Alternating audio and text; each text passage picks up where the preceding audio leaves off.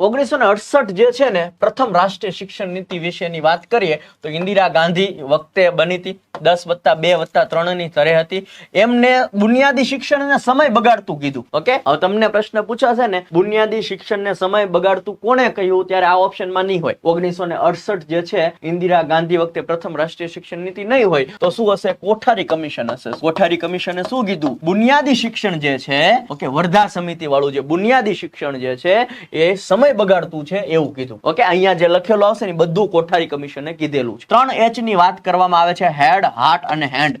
હૈયું, મસ્તક અને હાથ. આ ક્વેશ્ચન પૂછાઈ ગયો છે. ઓકે, 3H ની વાત કરે છે કોઠારી કમિશન. ઓકે, આને તમે કોઠારી કમિશનમાં 1968 બંનેમાં લઈ શકો છો, પણ ઓપ્શનમાં 1968 નહીં હોય એટલે કોઠારી કમિશન લખજો. ભૌતિક સુવિધા વધારવાની વાત કરે છે ભાઈ કોઠારી કમિશન. ઓકે, જીડીપી ના 6% વાપરવાની વાત કરે છે. સંસ્કૃત ભાષાને મહત્વ આપવાની વાત કરે છે. શિક્ષકને તાલીમ આપવાની ભલામણ કરે છે. ડન છે. શિક્ષણનું માધ્યમ પ્રાદેશિક ભાષામાં હોવું જોઈએ, માતૃભાષામાં હોવું જોઈએ એવું વાત કરે છે. નબળા વર્ગના બાળકો માટે શિષ્યવૃત્તિની પણ વાત કરે છે. ભાઈ શિષ્યવૃત્તિ આપો ભાઈ, જે લોકો એ બાને પણ ભણવા આવે.